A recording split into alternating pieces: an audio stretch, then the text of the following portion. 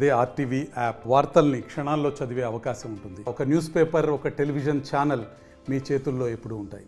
ఆంధ్రప్రదేశ్ రాష్ట్రం దేశంలో పెట్టుబడి నెంబర్ 1 కోసం ప్రయత్నించే తెలుగుదేశంలో అన్ని విషయాల్లో కూడా ఆంధ్రప్రదేశ్ నెంబర్ 1గా ఉండాలని ఆనాటి ముఖ్యమంత్రి చంద్రబాబు నాయుడు గారు కోరుకోవడం, అదేవిధంగా అన్ని ఇండికేటర్స్ కోసం దేశంలో నెంబర్ 1గా ఉండేది, ప్రయత్నం చేస్తుండేది. విద్యలో కానీ, వైద్యంలో కానీ, ఇన్ఫ్రాస్ట్రక్చర్లో కానీ, లేకపోతే ఇండస్ట్రియల్ పెట్టడంలో కానీ, ఇన్వెస్ట్మెంట్ తీసుకురావడంలో కానీ ఈరోజు ఈ 5 సంవత్సరాల్లో జగన్మోహన్ రెడ్డి ముఖ్యమైన తర్వాత ఏపీని గంజాయి డ్రగ్స్ రవాణాలో కానీ తయారు చేయడం నెంబర్ 1 అయింది. ఇది చాలా షేమ్. జగన్మోహన్ రెడ్డి దోచుకోవడానికి ముఖ్యమంత్రి అయ్యాడని చాలా కేటగిరీగా చెప్పగలం. చాలా సిగ్గుతో ఈరోజు ప్రెస్ మీట్ ఇస్తున్నాం. ఆంధ్రప్రదేశ్ అనే రాష్ట్రం దేశంలో ఎక్కడ డ్రగ్స్ దొరికినా మూలాలన్నీ కూడా ఆంధ్రప్రదేశ్లో ఉన్నాయి. గంజాయి ఈరోజు ఏ రాష్ట్రంలో దొరికినా ఎక్కడి నుంచి వచ్చిందంటే ఆంధ్రప్రదేశ్ నుంచి అని. అంటే విశాఖపట్నాన్ని డ్రగ్స్ క్యాపిటల్గా చేయడానికి జగన్మోహన్ రెడ్డి పూనుకున్నాడా? గత 4 సంవత్సరాల్లో గంజాయి విషయంలో దేశం అంతా కూడా గోల పెట్టింది. మూలాలన్నీ ఆంధ్రప్రదేశ్ నుంచి ఉన్నాయని. కానీ ఇక్కడున్న ముఖ్యమంత్రి కానీ, ఇక్కడున్న వ్యవస్థలన్నీ కూడా తన కోసమే పనిచేస్తున్నారు తప్పించి యువతను నిర్వీర్యం చేస్తున్న, మత్తుకు బానిసలు అవుతున్న, లేకపోతే మత్తు పదార్థాలు సప్లై చేస్తున్న సరఫరా కనీసం ఆపలేని పరిస్థితి.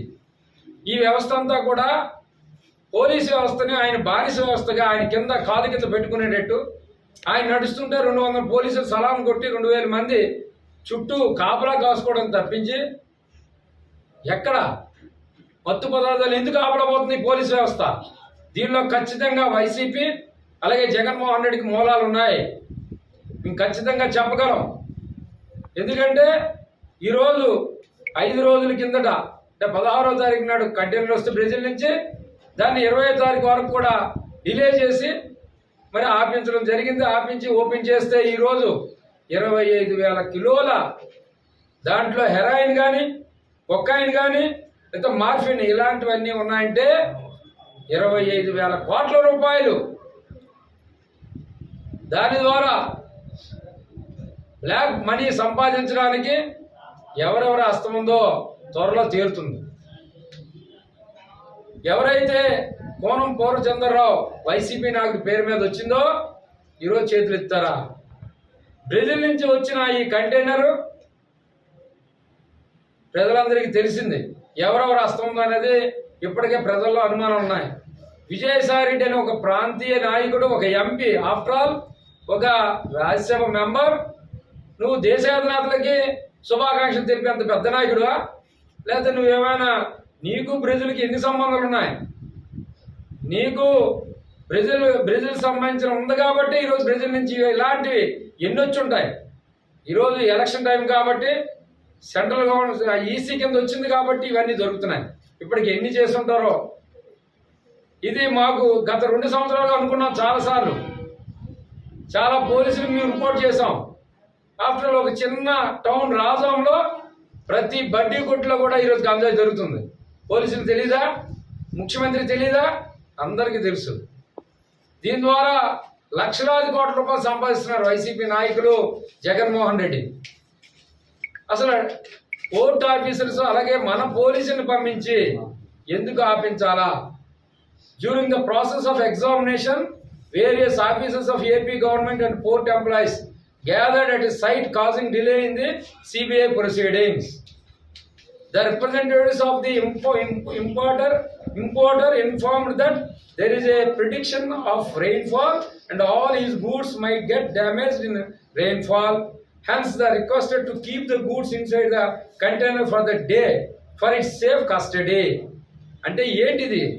ఒక సిబిఐ పేరుకుందంటే ఇక్కడున్న ఆఫీసర్స్ ఎందుకు ఇన్వాల్వ్ అయ్యారు? ఈ డ్రగ్ మాఫియాలో హ్యాండ్ లేకపోతే జగన్మోహన్ రెడ్డికి కానీ తాడేపల్లి నుంచి ఎందుకు ఈ ఆఫీసర్స్ వెళ్తారు? ఇవన్నీ నిజాలు తేల్చాలి.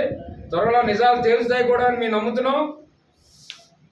ఈ రాష్ట్రంలో నిన్న కాక మొన్న కూడా చూసామండి, 1,00,000 రూపాయలతో స్టార్ట్ అయిన ఒక కంపెనీకి దగ్గర 20,000 ఎకరాలు ఇచ్చేస్తావా?